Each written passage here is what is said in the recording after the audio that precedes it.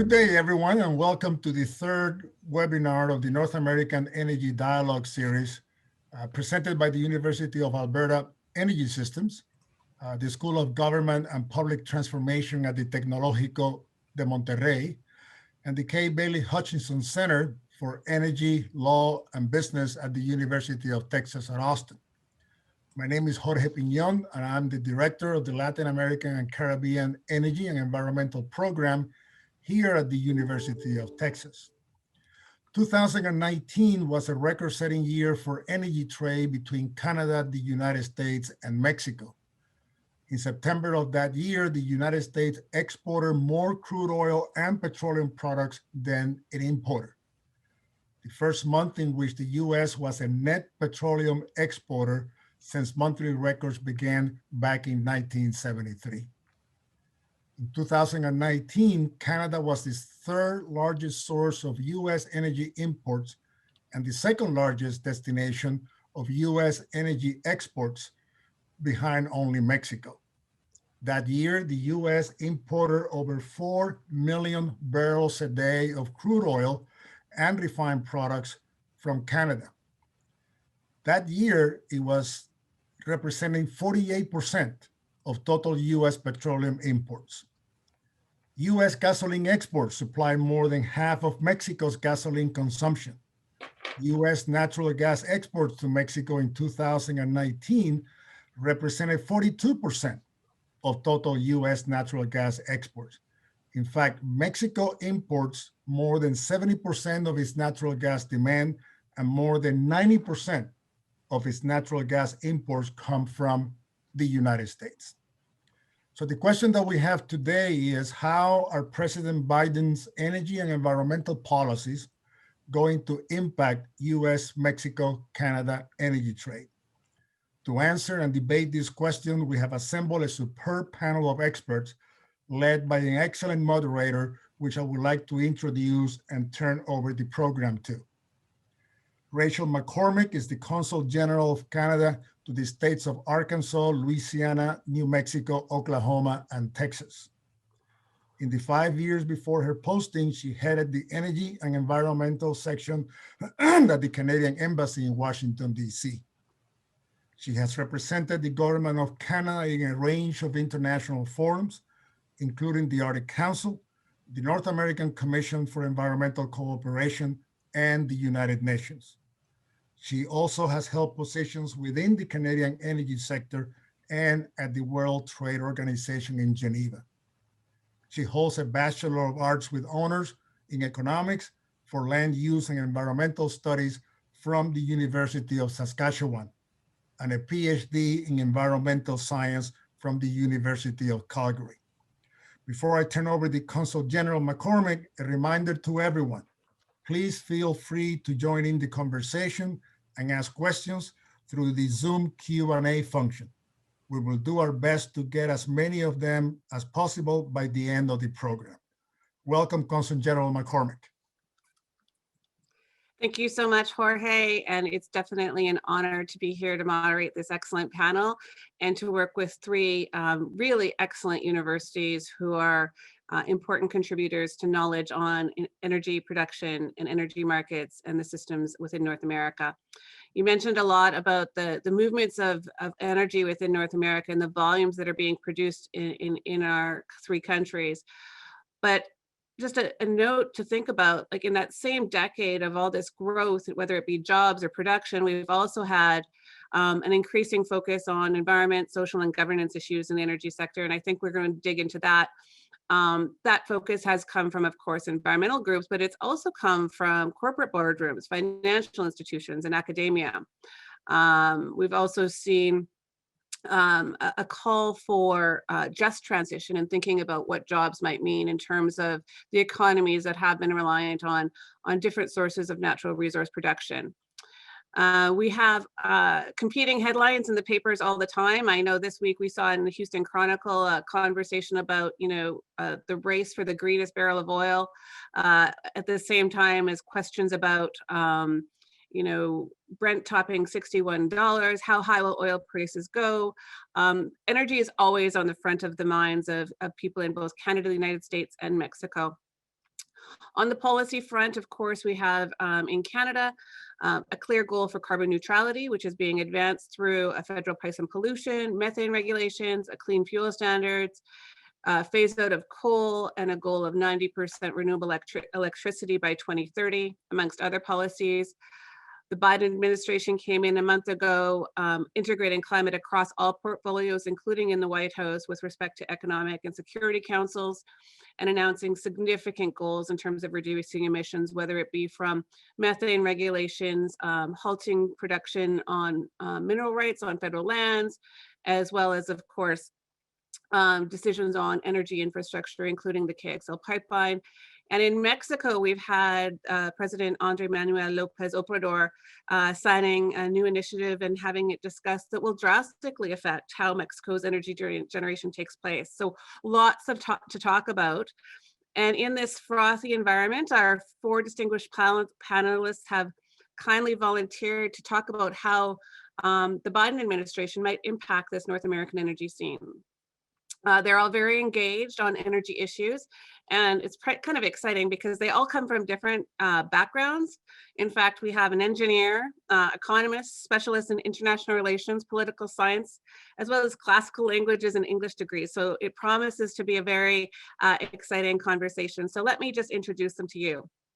Dr. Sergio Alcazar is a research professor at the Institute of Engineering of the National Autonomous University of Mexico and president of the Mexican Council on Foreign Affairs. In 2011, he joined the Mexican government as Undersecretary for Strategic Planning and Technology Development for the Ministry of Energy. And in 2013, assumed the role of Undersecretary for North America in the Ministry of Foreign Affairs. He's done a lot of work strengthening ties between Mexico, Canada, and the United States through labor, trade, investment, and cultural exchanges. He earned his PhD in civil engineering at the University of Texas at Austin in 1991. Ben Cahill is the senior fellow at the Energy Security and Climate Change Program at the Center for Strategic and International Studies in Washington, D.C. He focuses on geopolitical risk and oil markets, as well as the economics of oil-producing states. He was previously director in Energy Intelligence's Research and Advisory Group and led its country risk practice. He's worked on corporate strategy for Saudi Aramco and Abu Dhabi National Oil Company, as well as Southeast Asian national oil companies. He has an MA in International Affairs and Economics from the Johns Hopkins School of Advanced International Studies and a BA in International Relations and English from Boston University. Andrew Colgan is coming from more of an industry perspective, also coming from Washington, D.C., Trade Policy Manager at the American Petroleum Institute. He previously led their tax and energy practices at the Ferguson Group and served as legislative director to the chairman of the House Committee on Ways and Means, a very, very important committee in Washington. He completed his MSc with distinction from the London School of Economics and Political Science and graduated from Dartmouth College with a BA in Classical Languages and Literature, as well as Economics. Finally, Dr. Andrew Leach is our furthest north up in Canada. He is an associate professor at the Alberta School of Business at the University of Alberta. He teaches courses in energy markets and environmental management as part of the Alberta School of Business, Natural Resources, Energy and Environment programs. His research interests span climate change, energy economics, and policy. He was the former chair of Alberta's Climate Change Advisory Panel and has also consulted for government organizations at the federal and subnational level. He holds a PhD in economics from Queen's and an MA in economics from the University of Guelph, as well as a BSc in environmental sciences. So thank you, panelists, for joining us today. We're going to kick off by giving you each a couple of minutes to just give your first thoughts on the recent announcements by the Biden administration regarding energy policy and environmental regulations and how it might affect North American energy from your perspective and your area of work. Ben, why don't you lead off? Sure. Well, thanks, Rachel. And it's great to be part of such a distinguished group of analysts here at this event. Well, I mean, Biden came into office on the back of a campaign where he made some pretty ambitious promises with regard to energy and environment. And I think that climate-oriented people are quite happy with the big announcements that he did in the first week. On day one in office, he issued some pretty important executive orders, and on January 27th, he issued a really wide-ranging executive order on energy and climate issues, which was really kind of a sweeping change to US oil and gas policy, to policy towards electrification, environmental justice, and a lot of other issues. To me, those executive orders that came out in the first week are really just the beginning of a pretty significant policy shift. A lot of it was directed towards reversing the moves that the Trump administration had made, sort of freezing those initiatives in their tracks, and signaling that the government's going to take a couple months now to review a lot of rules and guidance. So it's very striking, the difference in tone, but it really just shows that we're kind of at the beginning of a process where all these government agencies will go back, review rules and legislation, and see what kind of changes they can implement. In the space that I cover the most, which is the oil and gas sector, the Biden administration is going to review the entire federal oil and gas program. So the headline that got a lot of news was halting all new leasing on federal lands. Federal lands make up almost 25% of oil and gas production in the United States. That's an open-ended executive order. It's not clear how long that moratorium is going to last. But I think the important thing to note here is that, number one, it's not going to affect companies with existing leases. So if you have a lease, whether it's onshore or offshore, it looks like you'll still be able to operate without too many hurdles. And so the near-term impact on exploration and production and on royalties to states is probably going to be pretty limited. But again, we're just at the beginning of this process, and it's clear that it's a big shift is coming in terms of new rules and guidance that will affect things like future leasing programs, both onshore and offshore. Things like applications for permits to drill, introducing a new social cost of carbon rules. Lots of things that the government can do to raise the regulatory bar are very high and make it pretty difficult for companies to operate, both in the onshore and the offshore. So it's not going to have an immediate impact on production levels in the United States, but it's definitely the signal to a longer-term shift. The Biden team also talked about tackling fossil fuel subsidy reform by fiscal year 2022. I think that's going to be a much more difficult ask. That's something that really the president can't do on his own. That really requires legislation, acts of Congress, which is a much more difficult thing. We may have time to get into some of the ins and outs of legislation versus executive orders later. But the one thing that I would emphasize is that in this administration, all energy officials are climate officials. Mm-hmm. Whether you're talking about the Department of Energy, Department of Interior, U.S. Trade Rep, National Security Council, and it's really an all-of-government approach. So really striking change in tone. Thanks, Ben. Absolutely. I think that's really remarkable how integrated it is across the board. Let's head to Mexico. Professor, any initial thoughts you'd like to share? Well, thank you very much, Rachel, for your kind introduction. And thank you very much to the University of Alberta, University of Texas at Austin, and Monterey Tech for this kind invitation. I think the North American integration was very well underway, particularly during the Obama era, and Peña Nieto in our case, and Harper and Trudeau in the case of Canada. But certainly the velocity, the breadth, and the depth had diminished when President Trump arrived to office, and in the case of Mexico, when López Obrador arrived to his office. But I think that, as Ben mentioned, the Joe Biden policies will set a change in the market share of conventional and fossil fuels. And I think that what we are seeing in the US is that the concept of energy security is broadened. It's not only talking about affordable fuels or energy, sufficient energy, and timely energy, but also we are talking about health sources or healthy sources of energy, environmental friendly ways for producing energy. So it's not only the economic efficiency that is behind, but it's also, let's say, the health efficiency, if you will. Whereas in the case of Mexico, López Obrador has a different way of defining energy security.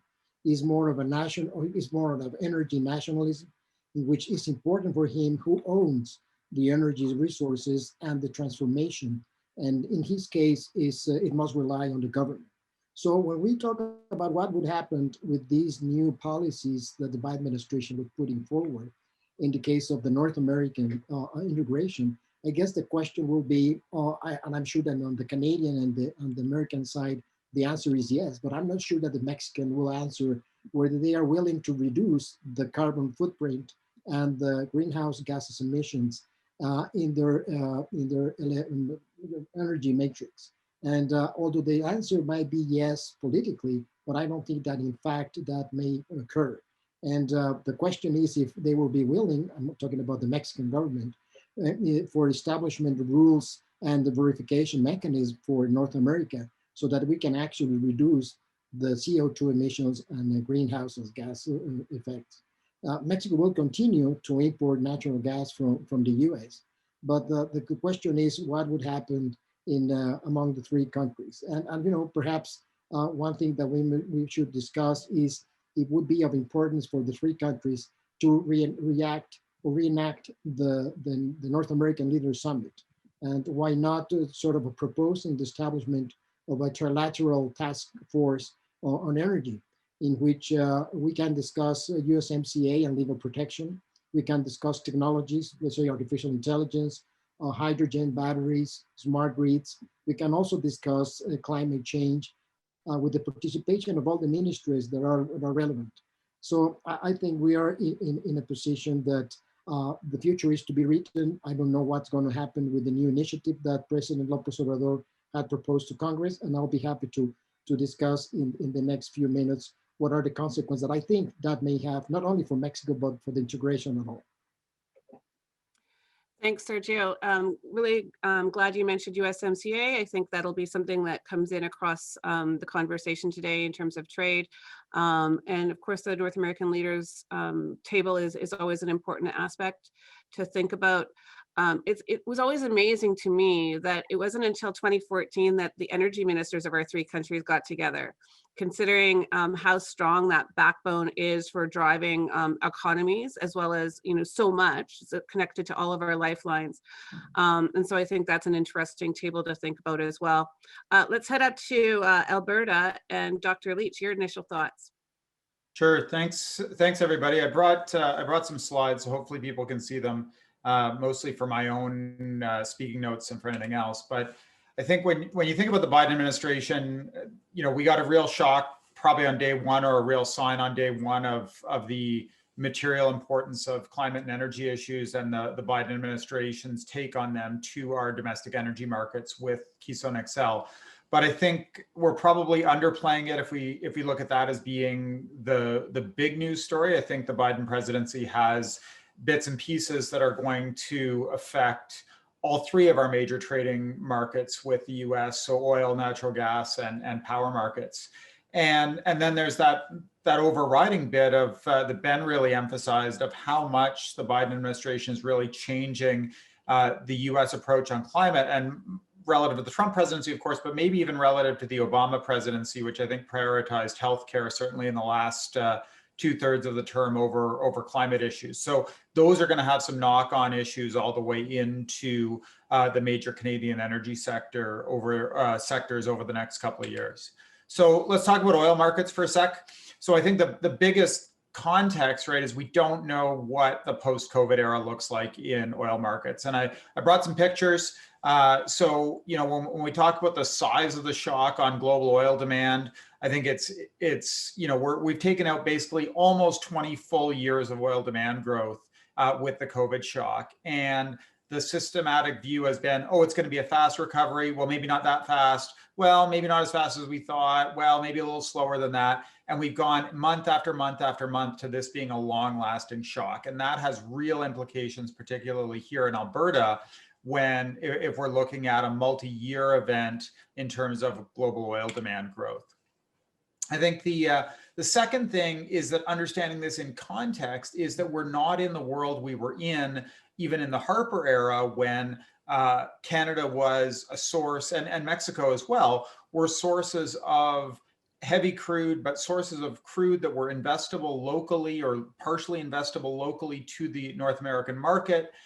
In a world that was short oil. We're now in a world that has more oil available at lower prices than we ever would have imagined. So picture number two is the EIA's different cases that they've looked at over the years, and I've thrown some Canadian ones in here as well for WTI prices. So when we used to think about back in 2014, you know, $100 a barrel and increasing, what was in 2014 a low price case is now what we think of as being sort of the reference case. And what we now think of as a low price case was almost uncontemplated in 2014, pre-2014 area. So we're in a world of a very different oil price world, a very different scarcity world, both in North America and globally. So keep that in mind as we go ahead. The upshot of that is that the pipeline issue is probably less of a thorn in the side than it otherwise would be. So picture number 3 is what's happened to Canadian pipeline situations. So the bottom, the beige and orange, are pipelines we already have built in the ground. The light blues are pipelines that were capacity for pipelines that are under construction today. And then the white is the Keystone XL pipeline that got eliminated. And then above that, you could put the other pipelines that we've contemplated in Canada. So in 2014, it was, we need all of these and more. Today, it's, well, we thought we needed everything through to Keystone XL, and we might still need it as long as the world doesn't act very aggressively on climate change. But that lowest scenario on the graph for export demand, the evolving case from the CER in 2020, that's almost a Biden presidency case. That's a world where Canada, North America, and the world act more aggressively on climate change. And we actually see a world where maybe the pipeline issue is nowhere near as much of a crunch in Canada as we might have otherwise thought. So, Biden action could change that. We see line 3 and 5 in Michigan as big issues that perhaps executive action could bring about a more immediate pipeline crunch in Canada, but that's not on the table explicitly yet. We'll see what happens. And then I think the biggest one that Ben talked about is, what happens to this picture, which is US oil production, right? Does US production come back into the type of growth we saw even post 2016, or does it continue along more of a flatter route? And I think it's probably too early to tell, but we'll hear from Andrew maybe a little bit on that world.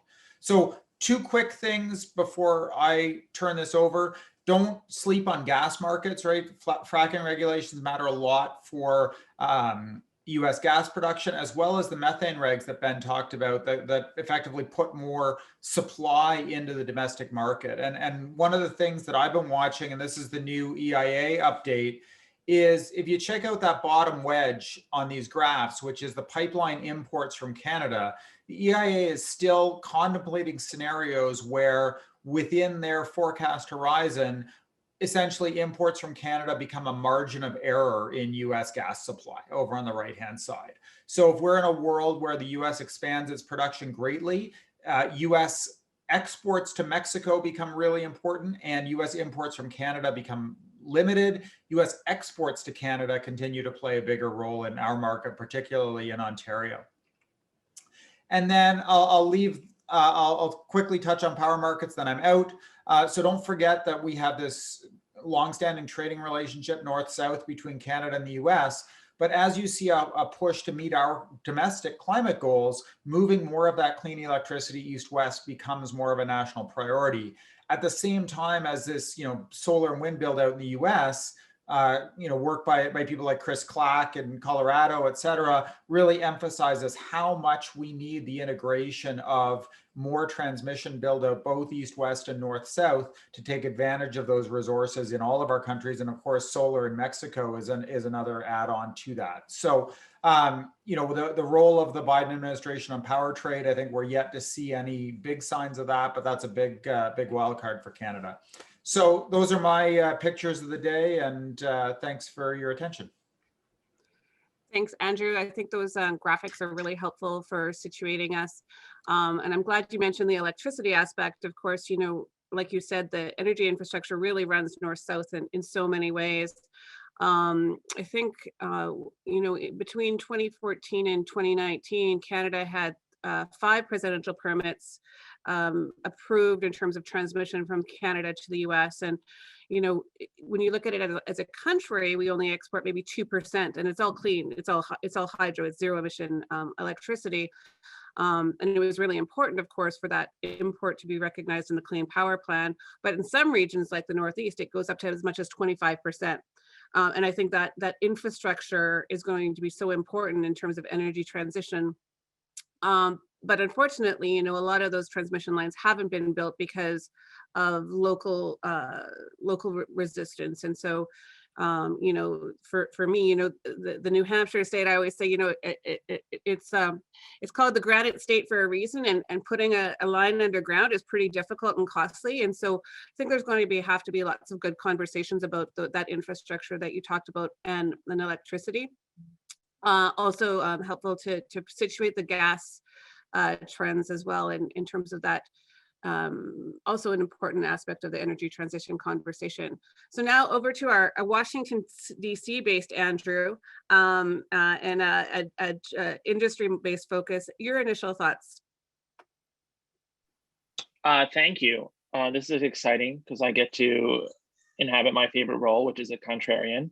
So I think I'll start by saying that, you know, so much of the discussion here and in general on trade, geopolitics, and the like, it focuses on the macro perspective, which is important nonetheless, but it's always kind of the biggest vulnerability and biggest assumption in discussions like these. Kind of as I'm not only, you know, the industry mind, but more than that, the political mind. In my previous role, I actually was a lobbyist. So I want to make sure to give you all that perspective on the domestic politics in the US, because much of what we will discuss today either will directly or indirectly be impacted by those domestic politics. You know, the US is not, unlike our neighbors to the north, is not a parliamentary system and is governed more by inertia than anything else. And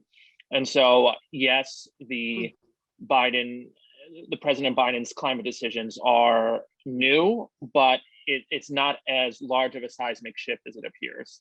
In our industry, you know, our industry has been trending in that direction for several years now. You know, our industry has acknowledged that climate change is real. It supports the Paris Agreement. It also just recently came out in support of direct regulation of methane emissions. And so many of our members are taking big, significant investments in both renewable power and biofuels. Additionally, you know, Republicans have been trending in this direction for years now as well, in terms of acknowledging climate change, wanting to act on climate change, wanting to tackle methane emissions and carbon emissions as well.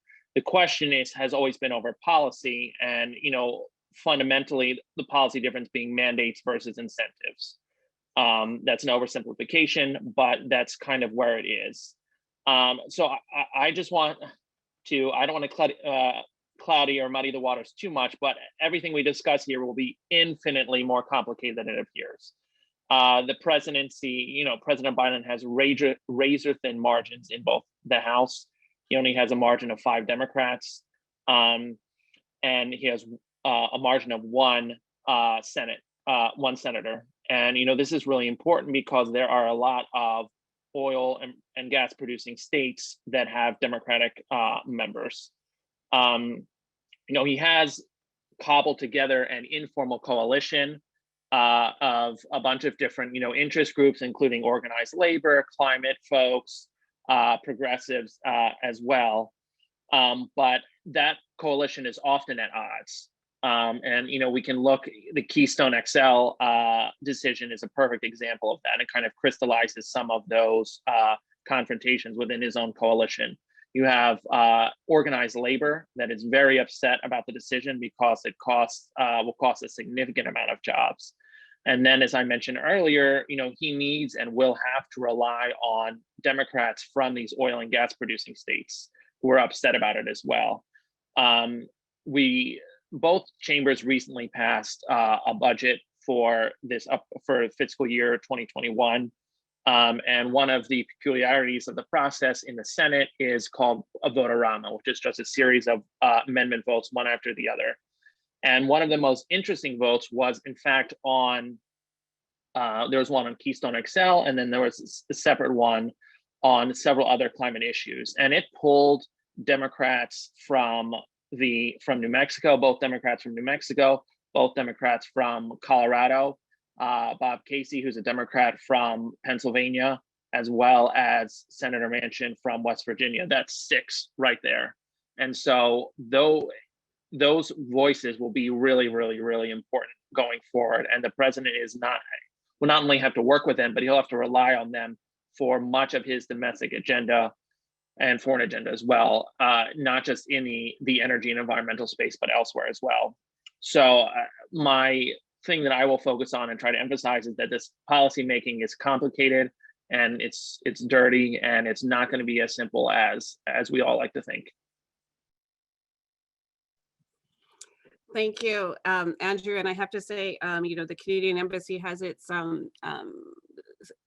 very privileged position in Washington, D.C. So, you know, our previous two ambassadors used to say we were at center ice between the White House and Congress, and then he would tell us to put the puck in the net, wouldn't you, with various files. But nothing is ever done until it's done in Washington, as they say. You know, your background on tax and trade policy is really interesting, and also bringing in that congressional dynamic. You mentioned incentives. One of the things, maybe, what do you think in terms of the potential of more incentives, more sort of market-based? I don't know if you're going to be able to get to pricing in Congress, but there's conversations about that. You've got the tax credit for CCUS. What do you anticipate from the administration and Congress? Where do you think there might be an intersection of interests on that sort of fiscal or market-based conversation in Washington, D.C.? Thanks. That's a great question. I think the national, kind of in the pull between mandate and versus incentive, I think will likely end somewhere closer to the incentive-based.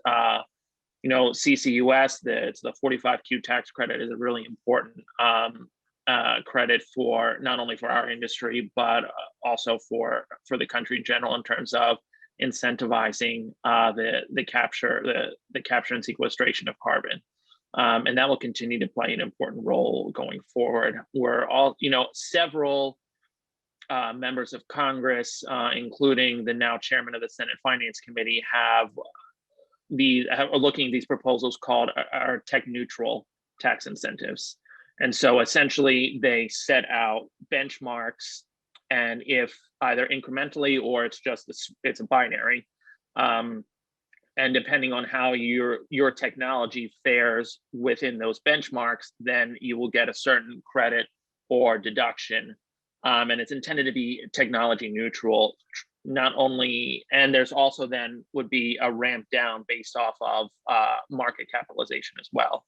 And so the intent there is to kind of focus less on the continued development of solar and wind power, which has kind of dominated the discussion here in DC, and try to incentivize some newer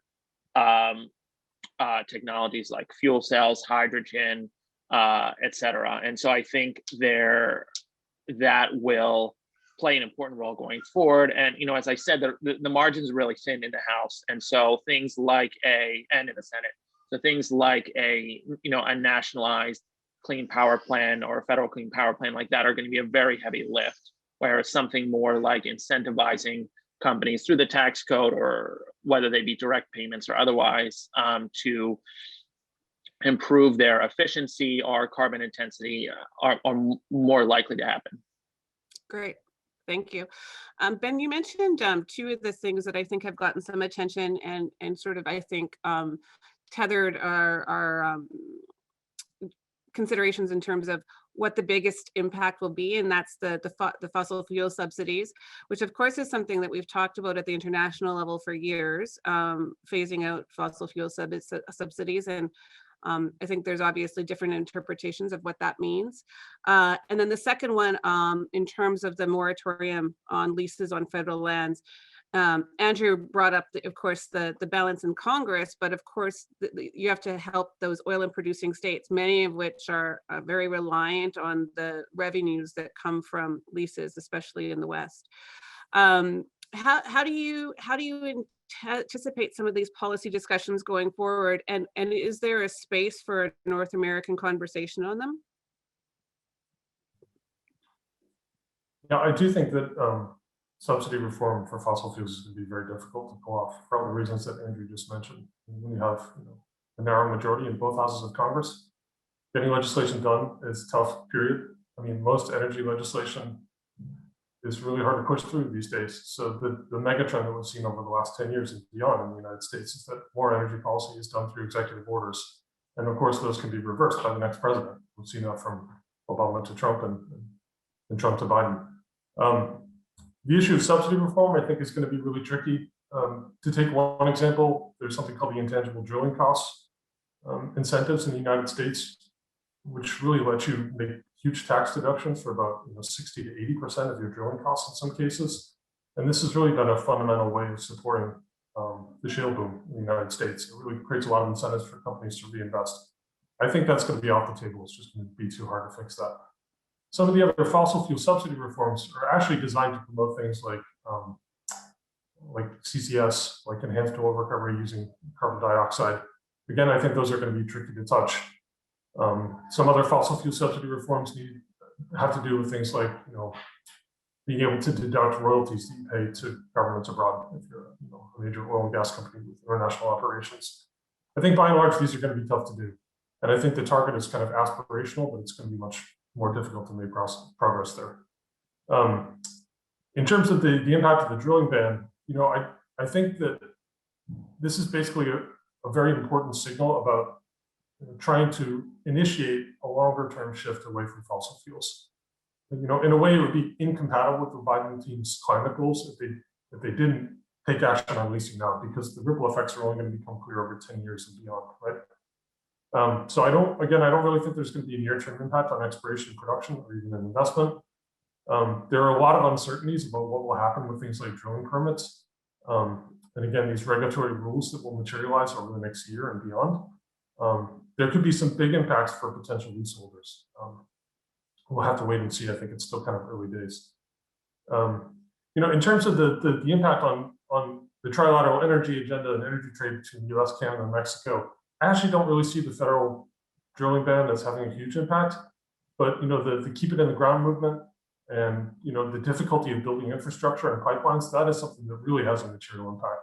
And I think we've found over the last 10 years that environmental groups and others have found that they can block midstream developments a lot more easily than blocking the upstream. These are by their nature cross-country or cross-jurisdiction issues. There are lots of different parties that have a stake. The courts can weigh in multiple places. And frankly, environmental groups have been pretty successful in blocking things like Keystone XL and other pipelines. So that is definitely a critical issue to watch for Canada and to a lesser extent, US-Mexico trade as well. Great, thanks. Before we're going to jump into more of the energy environment nexus next, but before we do so, Sergio, Andrew, any reactions to some of the things that Andrew and Ben brought up? Sergio, why don't you go first? Well, thank you. In terms of the incentives, I think that Mexico will be looking more on what would be the attitude of Canadian and American companies towards investing in Mexico, and towards the change that the Mexican government has been pushing on the legal front. And although Mexico had decided to use natural gas as a transition fuel, it looks like the new administration in Mexico is moving away from that.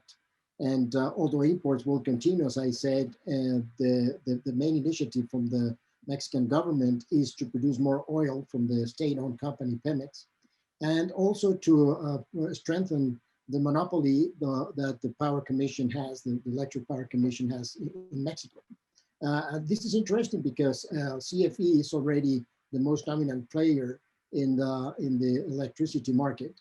And as any dominant player, he wants to continue to be the dominant player and to even be more, and he wants to continue. So this is what is interesting here is that the idea of the government is to strengthen as a monopoly in the electricity market, but that will bring CFE to be the monopsony in the gas market, because CFE will be the main user, or the main consumer of gas. And that will sort of change the negotiations, particularly between Texas gas producers and Mexico. So what would be interesting to see is what will be the role of the new U.S. regulator, the FERC, towards presidential permits.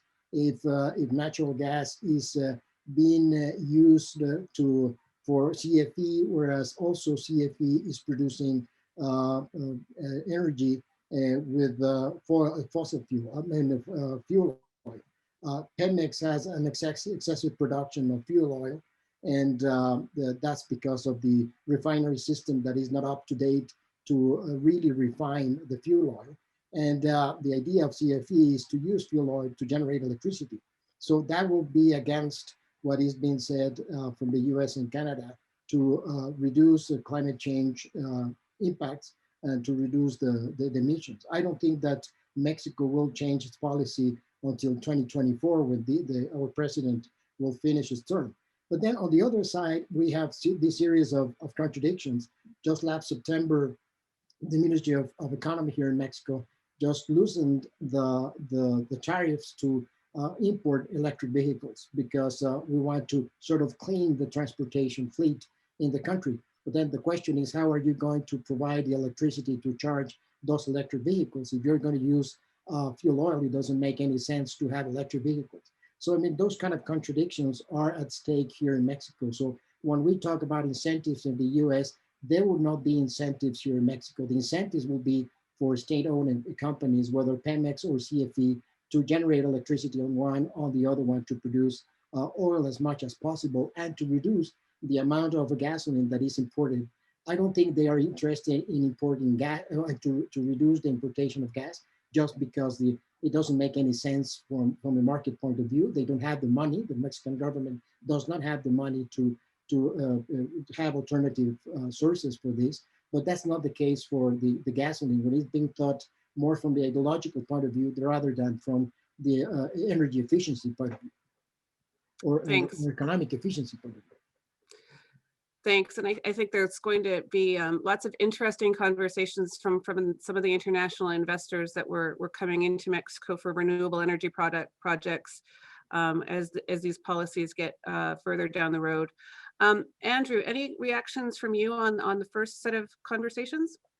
Sure. I think one of the things that when we're talking about investors, one of the things that's worth noting is who's exited the Canadian oil patch, right? That if we were having these conversations 5 years ago, we would have been talking a lot about companies either with major US presence or US headquarters. So the Conocos, Phillips, ExxonMobil's still there, obviously, but Marathon's out. A number of US producers have exited their oil sands positions, as have a bunch of the major multinationals with big US presence. And so the change in that dynamic, I think, is an interesting one to watch. I think the subsidy question, I'd agree with, I think what Andrew's going to say and what Ben said, that putting a definition on this is always really hard.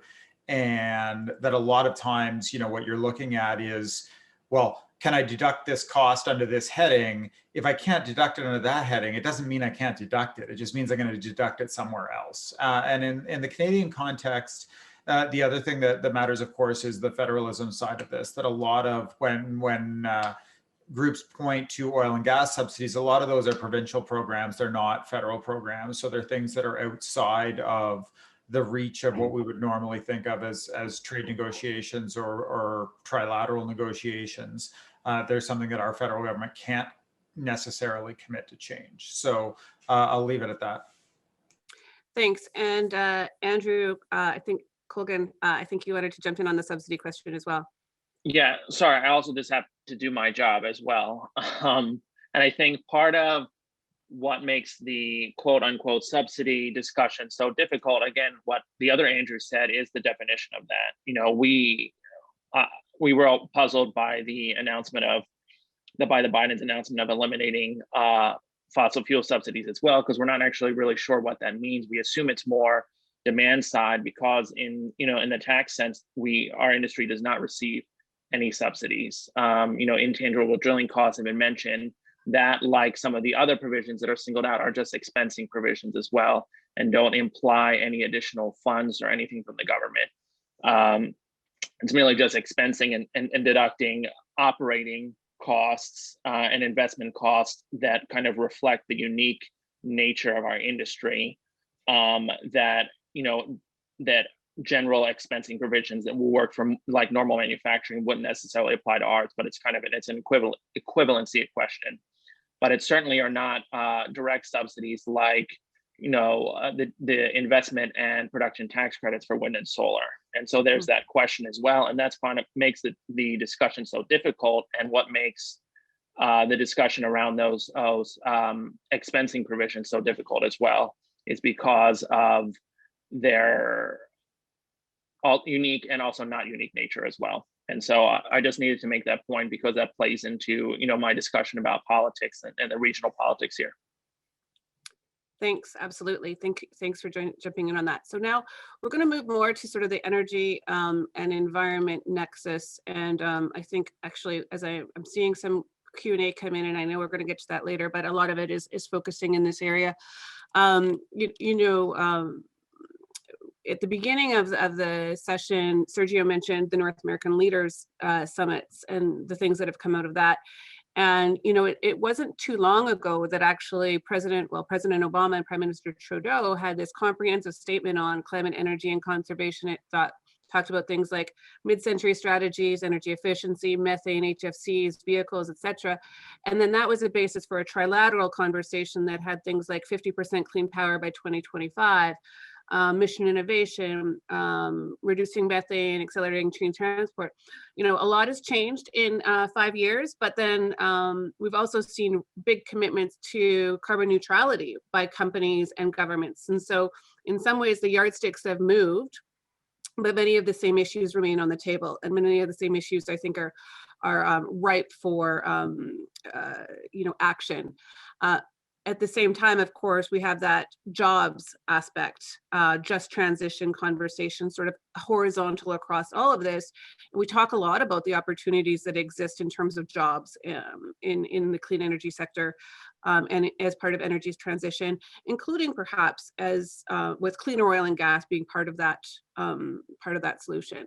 So I'm going to start in Alberta, and as I mentioned at the beginning, Andrew Leach has been very involved in climate policy and research. So where would you prioritize bilateral or trilateral cooperation? And recognizing that, of course, the courts in all of our countries are going to have a say in how these things go forward. But where do you see the main space for advancing cooperation, both on clean energy and also in the oil and gas space? Great question. I think the obvious starting point is if you're having any kind of mandates, rules, regulations around things like vehicles, methane, those are the two that jump immediately to mind. Coordination across jurisdictions just makes for larger markets for new tech. And so, picking on the methane regs, right? Some of the leading companies that we have in Canada that work in this space, the day that the Trump presidency started, those companies' share values dropped precipitously because they lost a substantial share of their market. And Canadian regs can't create a market large enough for that technology. The same thing on clean energy, right? If we're pulling in the same direction, Canada's small, but it's adding 10% to the size of the North American market. Mexico, again, is another significant chunk of the North American market. So the more the three markets are pulling in the same direction on technology, the more we can it's not a free ride on each other, but take advantage of the technologies that are deployed in the other markets.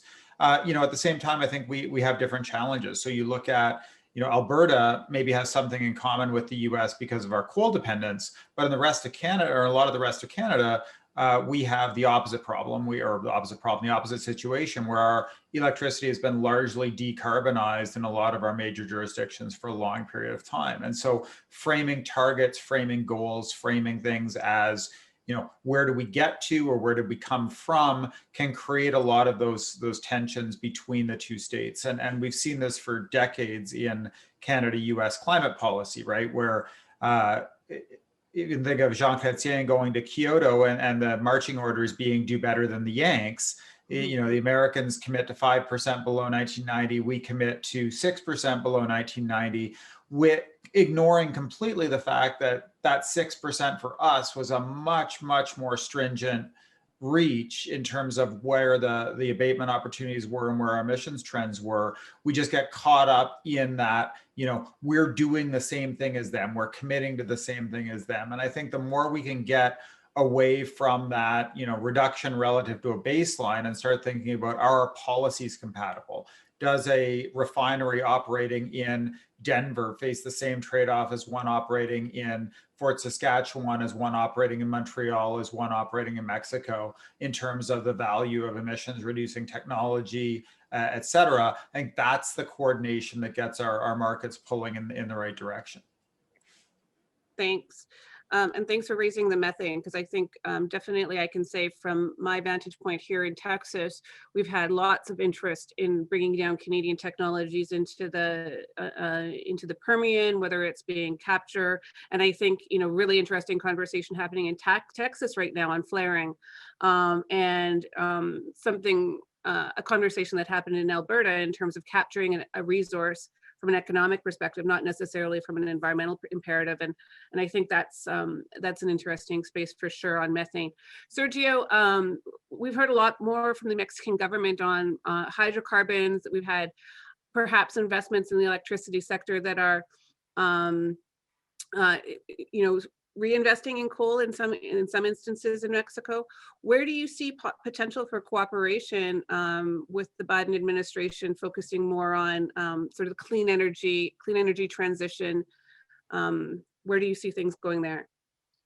Well, first of all, I just wanted to say that mission innovation, I think, was a great idea. The Mexican government embraced it very, very enthusiastically, and even the challenge number 6 was proposed by Mexico one time with new materials. But that's kind of history, because the Mexican government is not interested anymore in these kind of ventures. The 2 goals of the Mexican government are to increase crude production, and although we have been installed to 1.8 million barrels per day, and to build a new refinery, as well as to retrofit the 6 that we already have. So this is the main purpose that they follow. So whether that would be cooperation there or not, I mean, that's to be seen in the negotiations and the dialogue that the 3 countries may have. The huge problem that Pemex has right now is just the large production of fuel oil, as I mentioned, and it has doubled in the past few years. And the fuel oil is being sent to the Power Commission for electricity generation, regardless of environmental and health impacts. And just about 15% of electricity is being generated by fuel oil. And the crude in Mexico is quite heavy, or it has heavy oil, has a great content of fuel oil. One of the largest reservoirs has about 49% of fuel oil in the oil that is produced. And out of the refineries, 40% of the refineries are working at a 40% of installed capacity because of lack of maintenance. And some of our refineries, at least 3 of them, do not have the facilities for cracking and hydrotreatment to refine the fuel oil.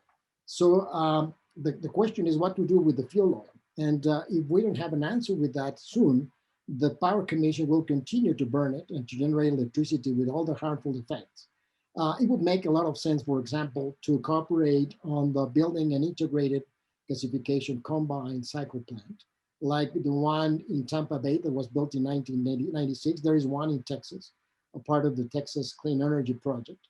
And this could be combined with CCS. So I think this would be a way, a good source of cooperation. Of course, another way would be try to export the fuel oil to other countries that have these IGCC plants. So just in this front of the hydrocarbons, there is a lot of cooperation here that could be implemented. On the clean energy side, well, the new initiative of President López Obrador is actually in practice ending the transition, the energy transition in Mexico, because instead of implementing or using the plants that are more efficient in terms of its economic downturn, they are interested mostly on the ownership, as I mentioned.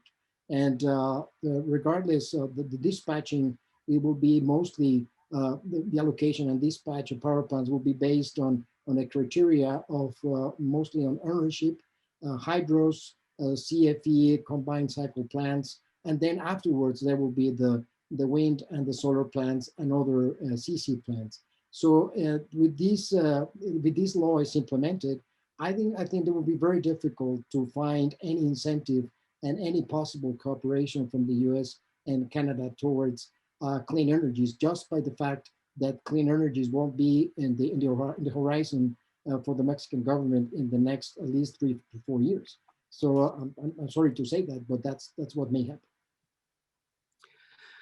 Thanks, Sergio. And I think, one of the interesting things I always have found in North America is cooperation seems to find its way, whether it's through industry or subnational or federal level. There's always some like-mindedness across North America to keep momentum going on some issues. And so maybe Andrew Colgan, you mentioned about climate is front and center in a lot of the majors' policies, and they're looking at net neutrality. A lot of this is about innovation. It's not necessarily about walking away from oil and gas, but changing the portfolio, capturing carbon, and also you mentioned the statement on methane emissions as well. Where do you see area most ripe for action in terms of industry collaboration and industry engagement? Thanks, Rachel. That's a great question. So I think I think you said it yourself, is innovation. I don't think that fossil fuel is going away anytime soon. And I think our industry has acknowledged and is now working aggressively towards meeting, towards helping the US and the world meet a lot of its climate goals. LNG and natural gas are a huge part of that. That's helped drive down US carbon emissions over the past decade or so. We've even seen it just during the COVID pandemic as well. So I think that its innovation is going to be the key, and our industry is working really hard to do that, and is focused intently on that.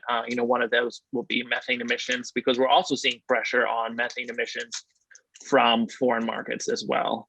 There was a French decision about not going through with a planned contract on LNG purchases from the US based off of concerns about methane emissions from the Permian Basin. The problem here is that we want the rest of the world to be held accountable as well. And I think part of the issue is Russia just is a big competitor in the EU. For natural gas and LNG. And they've come out with study after study saying that, their gas is 7 times cleaner than US gas, which is just not true at all. But, a lot of the technology that they use to measure methane emissions, especially from satellite, does not function well in the cold and the snow, which is where a lot of the Russian production takes place. And so moving forward, our industry is looking to aggressively tackle these challenges, but also wants to make sure that it's done with that any solution, especially taken, in terms of trade, geopolitics, international, is done where it's, verifiable, accurate, and, for lack of a better term, unfungible. If we want to go forward, we want to address this. Our companies have a competitive advantage in this area, and we want to make sure that they're given the credit, both politically and regulatorily and financially, that what they're doing is accurate and real. Thanks. I think that's a really important point. I mean, obviously, the investment forces on ESG are really on top of mind with some of the decisions on LNG down here in the area I am, all over North America, really. But there isn't a standard there. Right. And it's not just the E anymore, right? It's the S. If you look at the infrastructure issues that we've been challenged with, it's the S. It's the engagement of communities. My own opinion is that Canadian companies have, because of our constitutional requirements, sort of built their skill and wherewithal in terms of engaging communities because they've had to, whether it be through decisions in the courts. But I think you're seeing that happen in the United States as well. Be interested in a minute to hear from Sergio if that S part is coming out in Mexico as well in terms of engagement. But first, Ben, CSIS has done a lot of interesting work on climate and innovation as a source of competitiveness. You've also done a lot of work with oil producing states, and we see companies from OPEC transitioning in this way as well, and rebranding themselves in a way as well. Can you dig into how clean energy transition might actually be an opportunity for North America in terms of competitiveness, trade? Thanks, Rachel. When Joe Biden announced his executive order, the very first thing he said was, today I'm here to talk about climate, which means I'm here to talk about jobs. And what you see from the Biden administration over and over is this emphasis on the job creation potential of clean energy and the fact that there is an industrial strategy element here. I mean, the Biden team frames this in terms of winning the industries of the future and ensuring that the US doesn't take a backseat to China and other countries in terms of, all the supply chains for renewable energy, the raw materials, but also manufacturing capacity. And they see this as a huge potential to create jobs across the country. The way they pitch this, and you hear this often, there's so much attention paid to coal communities. And the social and economic problems of coal producing communities across North America are real, and we need solutions to deal with them. There's no doubt about it. It's a huge issue for the just transitions movement, which I've worked on a lot. And many people are examining that. But when you look at the actual number of people who are employed in coal extraction and production, it's really very, very small compared with clean energy. And what the Biden team is trying to do is focus on this industrial competitiveness element. They're really going to look at ways to try to incentivize investments in manufacturing, in supply chains, in distribution to support these new low carbon industries. And I think the way that they can try to frame this and get some support, not only through executive action, but through Congress, is to frame a lot of these issues as investment in infrastructure and investment in innovation. And the sense is that we've basically lost 5 years, while China and the EU, many other places around the world have invested heavily in these industries and are kind of leveraging their governments to offer tax incentives, direct support, supporting innovation ecosystems. And the US is pretty far behind, and we need to catch up. And I do think that's going to be a really critical focus for the Biden team.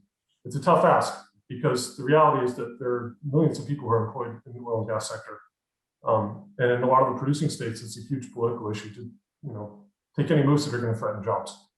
And of course, it's not a one-for-one replacement. I mean, you can't replace a job for an oil and gas company in West Texas with clean energy. You may not be able to do that in Wyoming. You certainly can't in West Virginia for coal jobs. So there is a real disconnect, and I think the Biden team is going to struggle to come up with solutions for that. But it's really going to focus on what types of investments can help kind of drive innovation and create these new industries of the future. And there will always be this emphasis on jobs, economic competitiveness, and positioning the US relative to other countries around the world. Thanks, Ben. And I have to, all really, really great points. And I know I see lots of nodding across the panelists, and I'm sure we could dig into just that for a long time. I do know that there are, I'm watching some of the questions, and so I want to go back to the Mexican oil and gas, the policies that are coming in.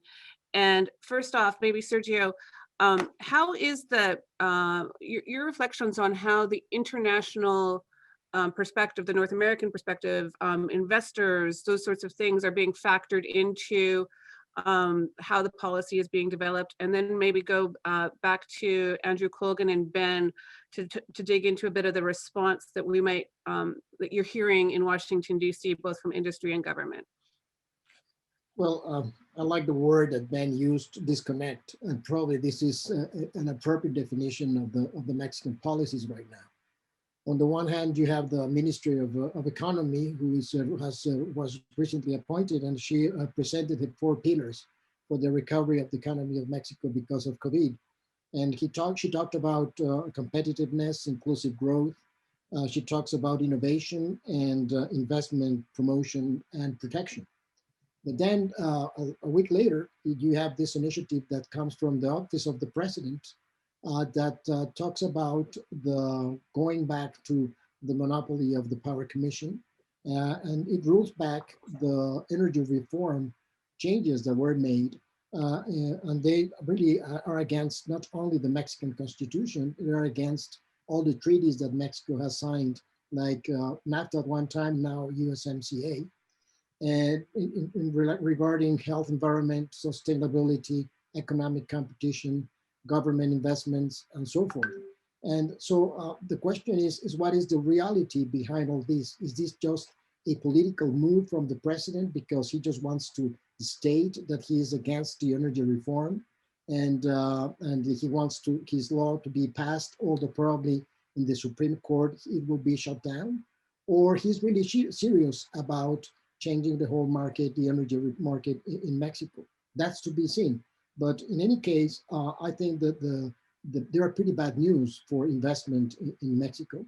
The López Obrador administration, before coming to office, was very critical of the way the USMCA chapters were written about the energy sector. And actually they asked to have a specific chapter on energy, which has a single article that goes to the exceptions chapter, in which it states that Mexico could not change what has been signed in the energy reform unless if it has become more liberal. That means if the content is 20%, Mexico could increase it to 35% or whatever.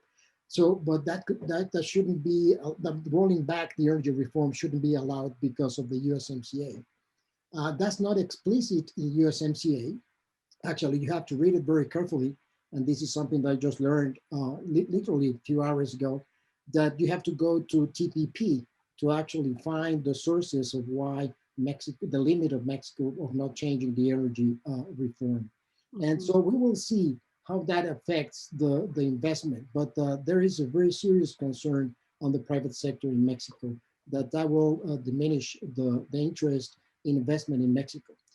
Compared to this, or let's say vis-a-vis this, Mexico just suffered last November a huge floodings in the southern part of the country. That has to do with heavy rains, probably attributed to climate change, if you will, and to poor operation of the dam system.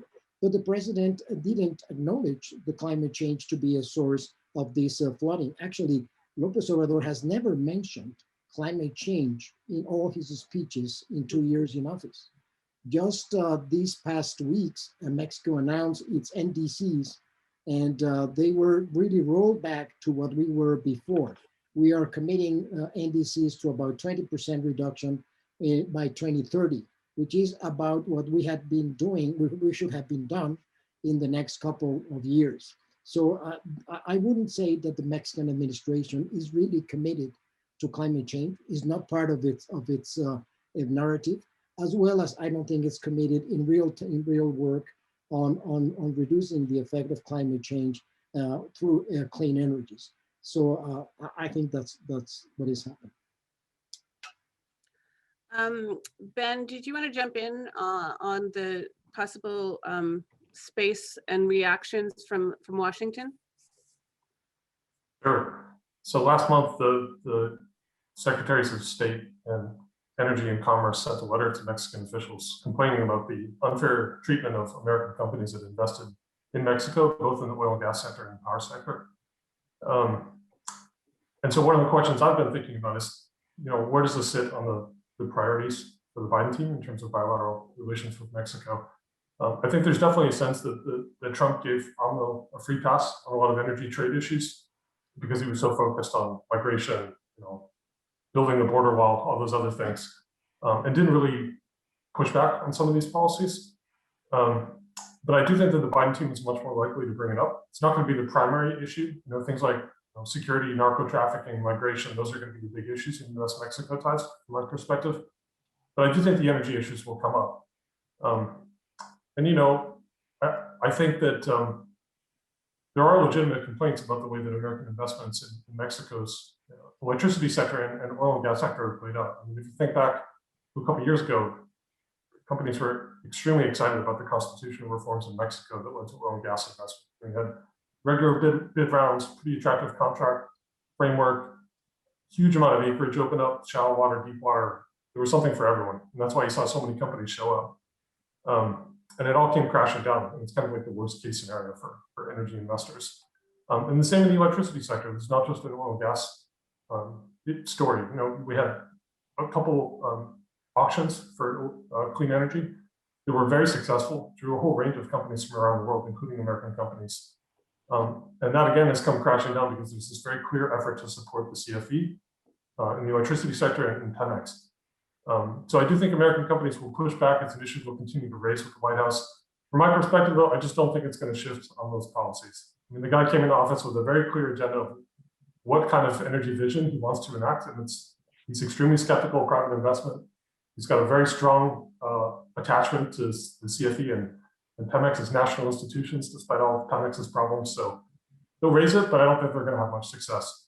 And I think trying to shift the dialogue more towards electrification and shared progress on electricity issues and clean energy and away from fossil fuels is not going to be very successful. U.S. and Mexico dialogue. Thanks, Ben. And Andrew Colgan, I think you might have some thoughts from the industry perspective. Yeah, I mean, this issue has been keeping me very busy recently. I think the Mexican president, I guess, first point I want to make is that, they originally started as oil and gas and energy issues, but now in the last few weeks and months, it's broadened into broader trade issues as well. And the more that these issues under USMCA grow in severity and scope, the more pressure there is on the Biden administration to address it. I think Ben made some really good points, and I don't want to duplicate what he's saying. But again, a lot of our industry made significant investments downstream in Mexico to try to meet Mexicans' energy needs, as well as help Mexico meet its climate commitments as well. And without those investments going forward, and without a path forward for those investments, I'm not sure what's going to happen. And I kind of share Ben's skepticism that industry involvement or industry pressure might not necessarily get AMLO, the Mexican president, to move at all. I think it'll have to be more direct intervention from the White House and the administration. And as these trade issues continue to grow, as I said, in scope and severity, the more likely it will be that will happen for sure. And I think, and just the last point I'll make is that Catherine Tai, who's the new nominee for USTR, has made it clear multiple times that in giving a full-throated defense of USMCA, as she was very involved in the drafting of a lot of those provisions, including the environment and labor provisions. And so she has a professional interest in the long-term viability of USMCA as well. Absolutely. Absolutely. Okay, so I'm going to shift to and bring a few things together based on the things coming in from the Q&A and also on that theme of innovation. And I'm going to switch to sort of natural gas and LNG, and I'm going to go to Dr. Leach with a question. So what a multi-part question. So innovation, LNG, bridge fuel. Canada is right now building our biggest infrastructure project in a long time. It's anticipated, because it's powered by zero emission hydropower, to be amongst the cleanest LNG facilities that are possible. Thoughts on LNG and innovation as a bridge fuel, and then a second question on hydrogen from the audience, with a wish that and a hope that you're keeping warm in Alberta right now. Thanks for both of those. So I saw Mark's question on hydrogen, but I'll start. So we'll start with the LNG and then jump to Mark's question on hydrogen. So on the LNG side, I think we do have some advantages from an emissions perspective in Canada. One non-trivial is the average operating temperature is lower here. So we're, it sounds kind of like a stereotypical Canadian thing to say when it's minus 32 C outside my window. But cooling LNG in northeastern or northwestern BC is an easier proposition than cooling it in Houston by probably 20 degrees on average, and so or at least 15. So we get some advantage there. You get the hydropower, so that's an advantage. But it's The big question, and I think Andrew Colgan raised it, is this question of what the demand is like globally for fossil fuels. And I mean, right now, I think if you look at the recent little crunch in Japan, but certainly since the FID for LNG Canada, global LNG prices, they're still tracking oil prices, so they're in the tank. And we have that's one project, but we have several others that are sitting fully permitted that aren't seeing FID on the coast. And so, I think, yes, the potential is there, but in some ways it's hampered by that reality that the world is just long,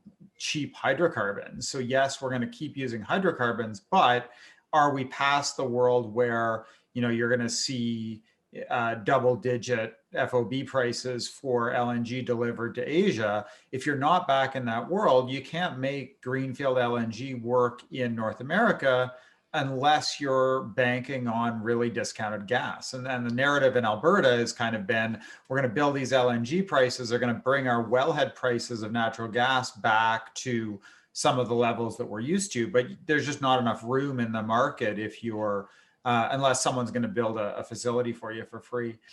On hydrogen, I think Mark's question is interesting, and I actually replied to him via email, but I'll paraphrase it here, which is, what the thing that's scarce is no longer, or the reason why Alberta and other markets are seeing challenges on the resource side is because gas is plentiful. And so this world of $3 gas that exists now, or $2.50 gas, or wherever we think we're going, was an unfathomable reality not too long ago. And so the ability to produce hydrogen from natural gas, and the fact that we're talking about, hey, in Alberta, maybe we could have this blue hydrogen industry, to me is a symptom of the challenges in Alberta, not a solution to it. It's a product of the fact that gas is cheap here, but it's also something you can do anywhere. So, if our comparative advantage in producing hydrogen is only that we offer a cheap feedstock, that's actually, as I would say, a symptom of the challenge that we face in the province, not a solution to it. And when you talk about green hydrogen, I think as we look to, market, Mexico be a great example of a market like this. If you're getting to the point where you can produce reliable backed solar power at, very low single-digit cents per kilowatt hour, then all of a sudden that hydrogen electrolysis starts to look like a really nice sink for some of that power, and deal with the reliability side on that end, as opposed to dealing with the reliability side on curtailments and batteries and other sorts of things. So we're a couple of years away from that, but I think the market is kind of running away from natural gas sourced hydrogen, and it's a market that, anybody can take it on anywhere in North America right now and get access to cheap gas, similarly to what we could have in Alberta. You're muted, Rachel.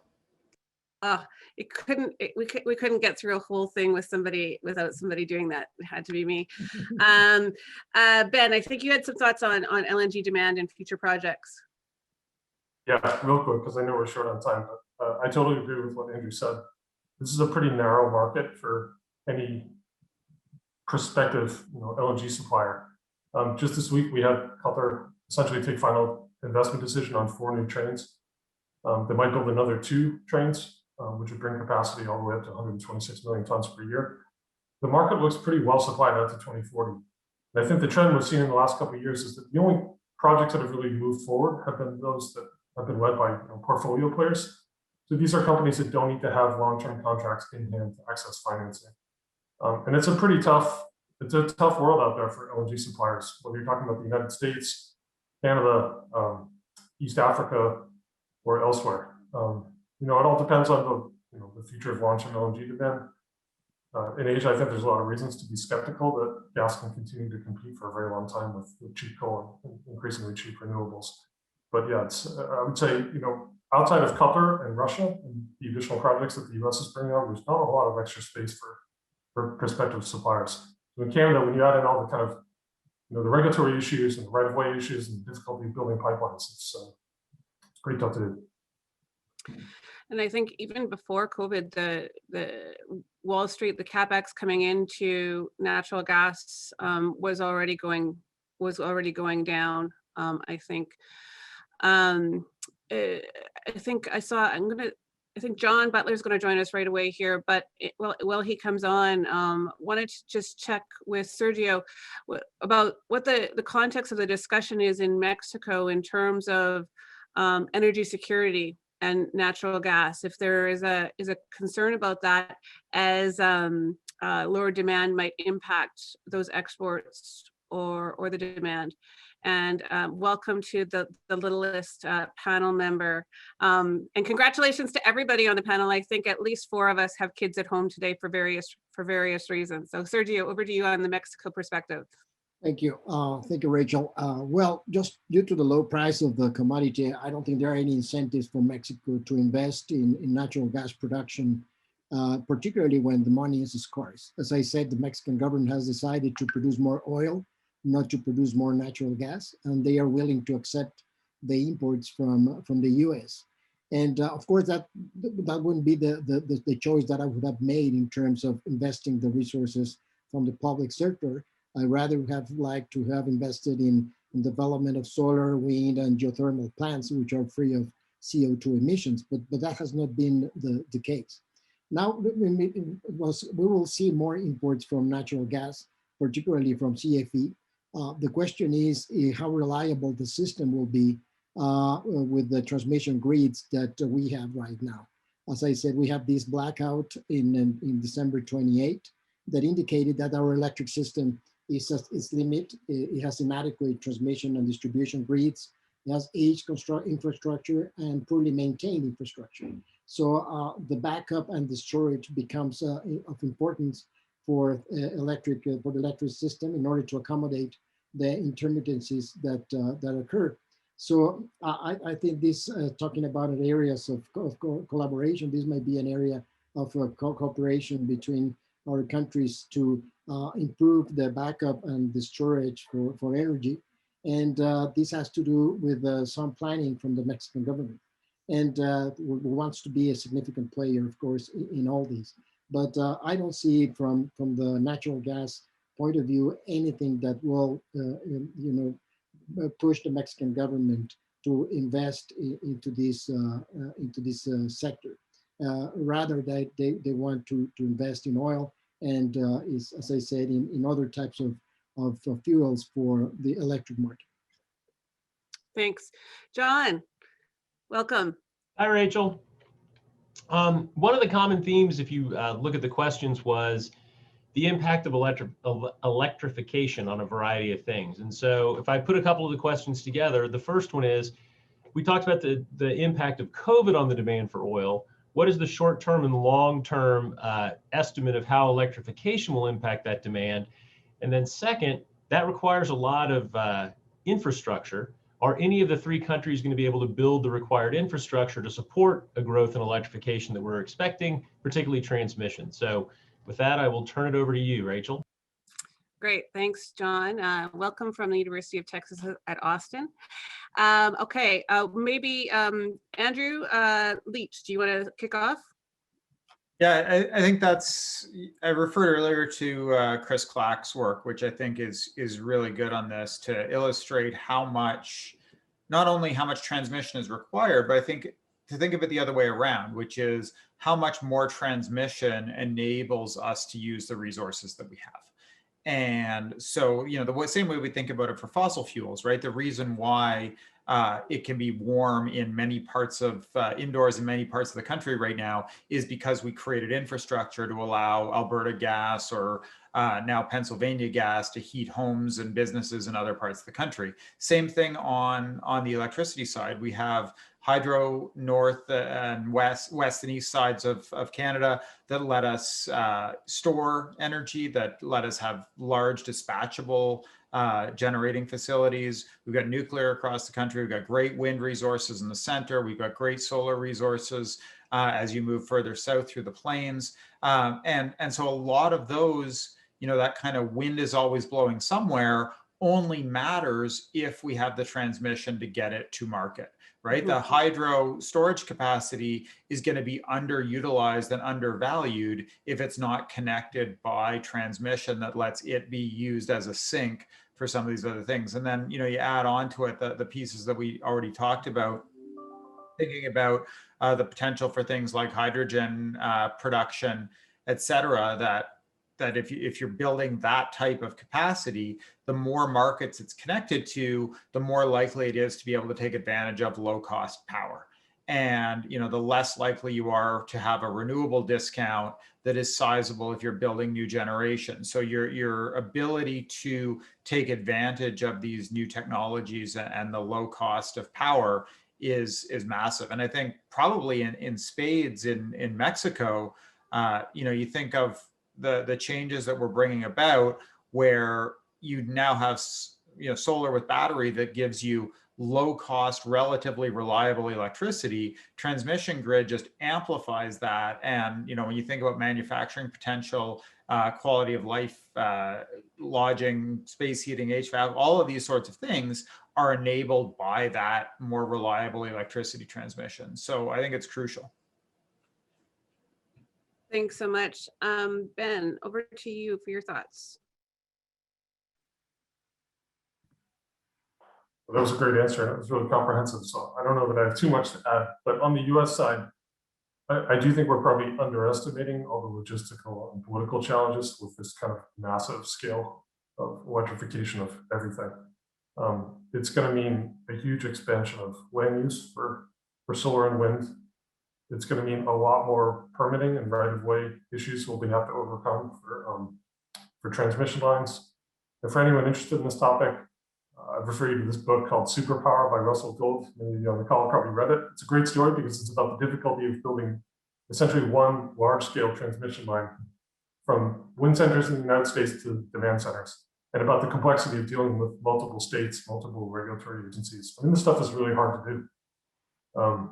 Another study from Princeton University researchers came out a couple weeks ago. It's called Net Zero America, and it outlines in huge amount of detail, it's a 350-page report, how much needs to be invested in everything to have electrification on the scale. So it's definitely worth a read. This is going to be the Biden administration's major task. I think this is going to be, again, an all-of-government approach where you're going to have lots of government agencies tackling this issue, and a lot of it's going to happen at the state level too, and at the utility level. You have pressure coming from the federal government, you have pressure coming from investors. There's a clear investment opportunity for utilities, and a lot of ESG pressure on them. So the world is moving in this direction, but we definitely shouldn't underestimate how hard it's moving. Thanks. And all of this conversation makes me reflect, and I think it was Professor Leach that mentioned, where we have differences in our emissions profile, the three countries, but we're pretty consistent on transportation, and we're pretty consistent on buildings. And so, that's one area where it's quite similar. And when you look at the energy intensive sectors like cement, et cetera, that electrification aspect, as well as technologies, we've seen some really important technologies in aluminum come in Canada, but electrification is really a key aspect of all of this for sure. Sergio, any views from the Mexican perspective? Well, we just recently the results of the main results of the census in Mexico were published, and it's interesting to see the very large increase in households, the use of appliances and internet penetration and computers and cell phones, and everything has to be based on electricity, of course. And as I said, this blackout in December 28 just shows how vulnerable is our electric system. We knew that we had to invest more in a transmission grid, but I think now is of urgency to do it. The question is whether the Mexican government has the resources to do this. For the president, it will be for his own decision to invest more with public funds. I don't think he still has more public funds to do it. So the question is whether he will accept to have private sector investment, whether it's national or foreign investment, to improve the transmission grid. That's to be seen. I don't know what's going to happen. And on the backup and storage ideas, just the CFE in their public biddings in the past years allocated the bids to wind and solar facilities in which energy was purchased at about $20 per megawatt hour. And CFE sold it 5 times that. So it was pretty good business for them. Even though that happened, the president has decided not to allow more private sector investment because he wants to maintain the monopoly from CFE. Probably he doesn't know that that a plant for the say combined cycle plant operated by CFE works with 500 people, whereas one with the private sector operates with 50 people. So that tenfold dimension is something that will affect the competitiveness of the country, and eventually would affect probably jobs and the exchange rates of the currency. The Mexican president is really looking for every single day towards jobs and the exchange, the rate exchange of the peso against the dollar. So whatever change impacts into that, that will probably be the only reason why he will change its policy. As Andrew mentioned, the private sector will not affect its decisions. Probably some other aspects that we may or not touch upon, which maybe come from the US government, may affect or may change his mind. But so far, the only way that we will see any change in what we are seeing is whether there are more losses in jobs and the exchange rate between peso and the dollar really is on the negative side. Great, thank you. And I know we're coming to the very end. I don't know, Andrew, if you have a quick, brief comment, you and your daughter want to add to the electrification comment, and you get the gold star for multitasking today. It's the COVID life, right? I think I wanted to build, in light of the recent conversation, on my answer to your question about incentives. And I think, one of the important areas of incentives that is gaining increased popularity is on energy storage, and how will be as the demand and push for electrification grows, the demand and importance of energy storage will grow as well. And so there's definitely pushes for both for energy storage, increase in federal incentives for energy storage, robust incentives for energy storage, whether that is in batteries or like pump storage hydro, like I know you guys have in Canada, and then part of that is also the midstream space and the transmission. Whether you start opening up things like master limited partnerships to midstream electricity assets as well. So with that, I'll say thank you. Thanks. And I know there's so much we could talk about, but in making sure a North America secure energy economy, battery production in North America, investment in critical minerals development in North America, all of those things are going to be really important. And with that, I'm going to hand it over to John. Thanks, Rachel. On behalf of the University of Texas and our partners at the Tech de Monterrey and the University of Alberta, we want to thank all of you for taking time out of your day to spend it with us. Particular thanks to Rachel and the panel. I'd also like to recognize Christian Gonzalez-Paez from the University of Alberta as critical to getting this all structured.